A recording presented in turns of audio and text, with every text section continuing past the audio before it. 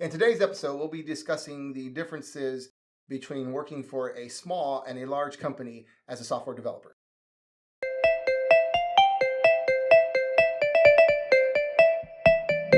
Hey, what's up? I'm the Coder Kid. And I'm Mr. Miyagi, and welcome to our show. So let's dive right into the first key point. As at a small company, you may wear many hats. Right. And at a large company, you'll be obviously hired for a certain thing. So you'll be highly concentrated. Yep. You could go to a large company and just be a HTML, CSS developer. Right. That's all you do. That's all you concentrate on, Right. and that's all you'll ever work on. As opposed to being in a small company where you're doing more than just front end development. Maybe you're touching some back end development, writing some business logic. You're writing some SQL scripts. It's just something that a small company will need at that point. They And need someone. more than that too. Like from my experience, like I'm doing stuff a DevOps team would do at a large company, is like setting up servers and resources. Like if we need a new database resource, usually you would contact the database team at a large place. Right. So you wear more hats, just in that sense. And sometimes you talked about doing QA work. Oh yeah. You Place. sometimes at small companies, you're not only are you doing software development, you're actually QAing your work, and a lot of times they skip the whole process of getting stuff out to production. They'll just code it, test it locally. Okay, it's ready to go to production. They send it out there. There's a bug. Oh my gosh.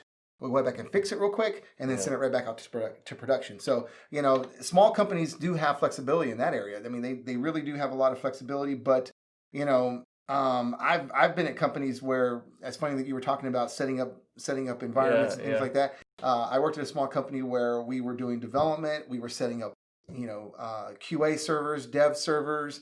We did the whole thing, and you had to wear a lot of hats to do that. And I think sometimes as a developer, you grow quickly and learn quickly because you're put in those. You have to. You're in the fire. Right. If you fail, basically in the fire. So as opposed to, like you said, the large company, you're just you're doing one job. You're just writing C# code, or you're writing Java, or you're doing CSS and front end development. So but I think you can't go wrong either one, because you're still, if you're just narrowing into one area, you're getting a lot of experience. You're getting some time in. Right. Well, and you're going deep into that area, right? You're just a developer. Nobody will mess. Like when I was at my first job, it was a larger place, and I just did development. If we needed anything from DevOps perspective, or if there was a server down or something, we would contact that team, and that's all we would do. We would not work with them on that. They handled everything. Yeah, that's just how it was set up. They had more people; they could do that. Yeah, and sometimes when you've been at a small company and you have to wear all those hats, and then you go to a large company, just in a scenario that you're talking about right now, where there's a problem with the system and you have to call someone and they take care of it. Right. I found myself over the years where I had all that experience setting up development servers and setting up QA servers. And then I start talking to the people that are supposed to be helping me, because sometimes they take a while. Sometimes when you escalate something, there's an issue with the system. Right.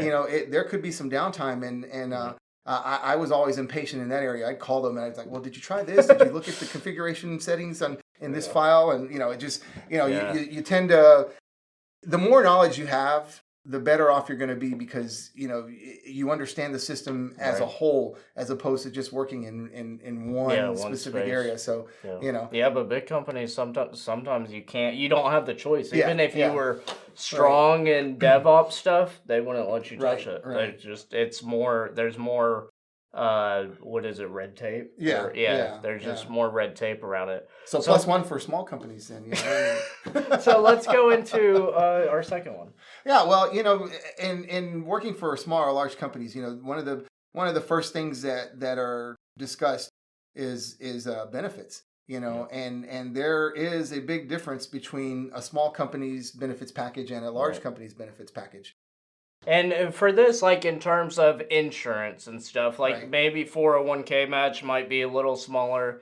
I haven't noticed that as much or as big of a gap in that, but especially like health insurance, you'll Mhm. get these big companies have some Cadillac insurance usually. Right, right. But like with small companies, we were talking about this earlier, that the money isn't necessarily bad. Like when I came into the small company world, I was Mhm. thinking that, oh, I'm gonna wear many hats, but I'm gonna be making less money because Right. it's not a name brand. Mhm, mhm. And that's like the furthest thing from the truth. Right, right. That I found out, unfortunately, right? Yeah, And I yeah. stayed in the small company realm because I mean it's good in that area. And I do so you do give up some like health insurance and Right, stuff, right. but maybe you can make it right with some other things. So Yeah, and some companies though too also the small companies don't tend to give you as many vacation days either. yeah, You know, yeah, so starting out, you may only get 10 vacation days a year or something right, like that. I know a yeah, lot of companies now are transitioning over to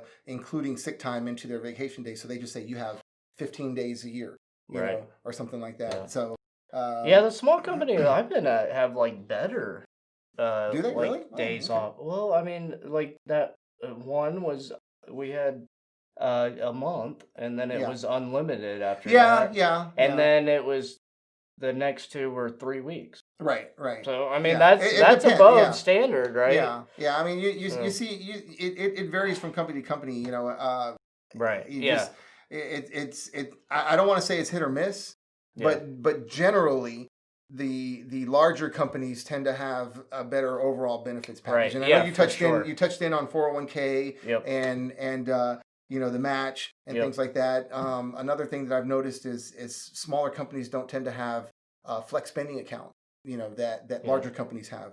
And if you don't know Yeah. what a flex It's spending account health. is, you contribute a certain amount of money. I think the max is $2,600 a year, and that's pre-tax. And then you can use that pre-tax money to pay for your doctor visits and things like Yeah. that. So that Yeah, that which is helps. like a perk, and that just draws out like there's more perks, and they can do more with their benefits packages because they have more employees Right, under them, right. so they're getting some extra Yeah, stuff.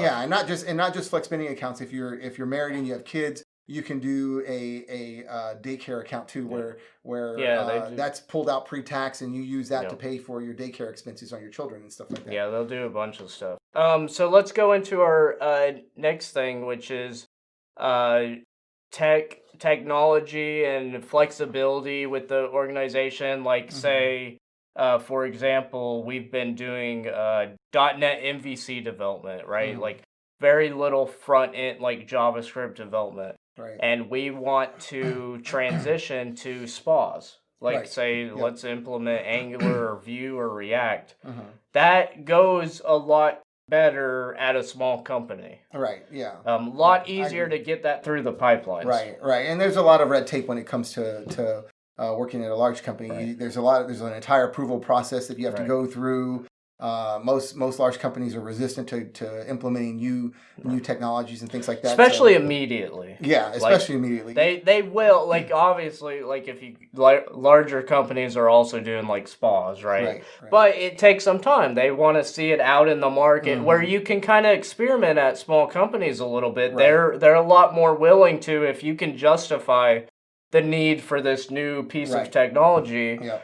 Yeah. They'll take it on or they'll take a chance. It's just less red tape, Yeah. less Yeah. stuff to go through. Yeah. You don't have to go through a whole process. Yeah, and with a So small company, if you have an idea on a new specific technology, you write a proof of concept or POC. yep, It's more easily driven through the approval process at a small right, company than it would be for a large company. yep, I know the last time I was involved in a project where I was at a large company and we were changing technologies. mhm. We had to do a complete write up. We had to do a proof of concept. It had to go Then through an wait a entire. few weeks. Yeah, it had Yeah. honor. This was almost Months. 6 months. Yeah, We that's it insane. was the approval process. It had to go to a board. It had to be vetted, and Right, and the funds had to be allocated. And you have to allocate funds in a small company right, too, but with large companies, it's far more rigid, far more restrictive, and so many loopholes, not loopholes, but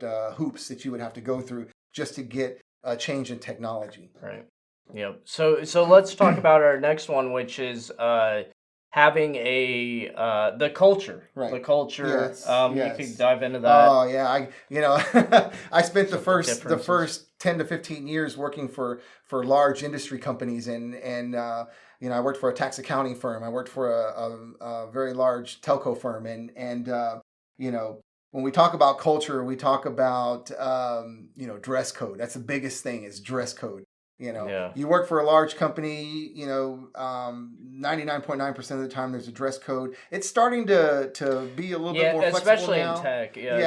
But back in the early 2000s, there was always a dress code, especially a tax accounting software firm. Boy, you had to wear slacks, at a minimum, a polo shirt. And wearing it's still jeans, in that a little bit in financial space, right? You still have that in the financial space, but as opposed to a small company. I remember when I went from my tax accounting software firm, they were an international company, and then I went to this small startup. Well, I wouldn't say it was a startup. They were more of a small business. They had about 78 people in the company, and I remember my first company meeting. I walked in there. It was my first day.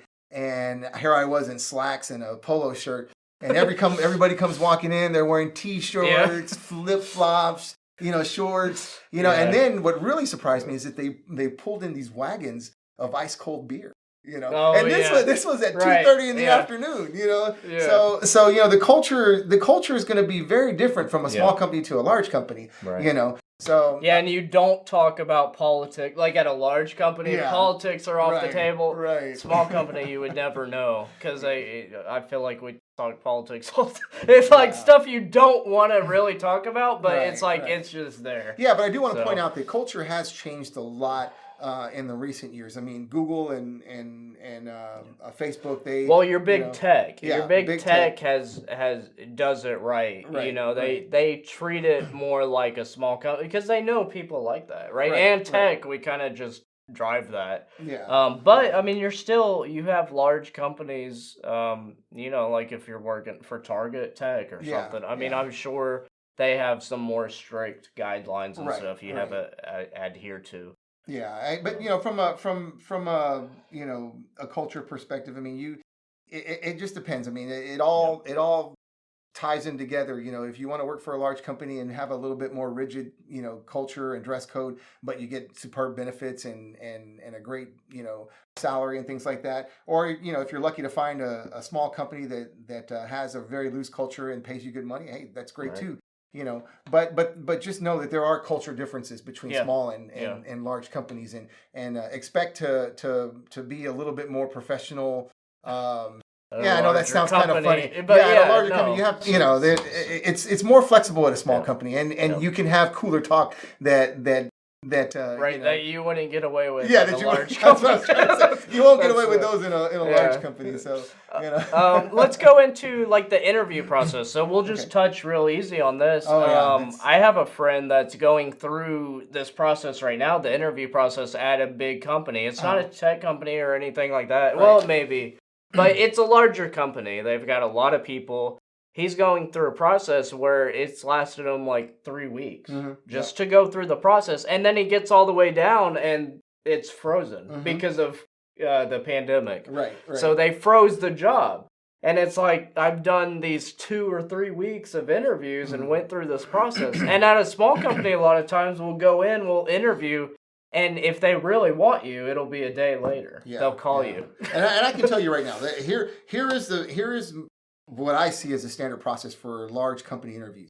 You get on the phone, you talk to somebody, there's a 30 to 45 minute, question interview over the phone. Then you have to meet with someone, a technical expert. Right. Then you have to go through. You may have to do 6 rounds. There's about 6 rounds of interviewing. In a small company, we've both done this. It's a quick phone call, maybe 30 minutes, an in-person interview, and that's it. You may have a couple rounds, but they're fast too. Like you can schedule them faster. Whereas the other one, they may have a bunch of meetings or whatever they're doing, and they have a set schedule. Like, no, we can only interview on Tuesdays or whatever, and you got to wait weeks sometimes. Okay, the last topic we're going to touch on is the management in small and large companies.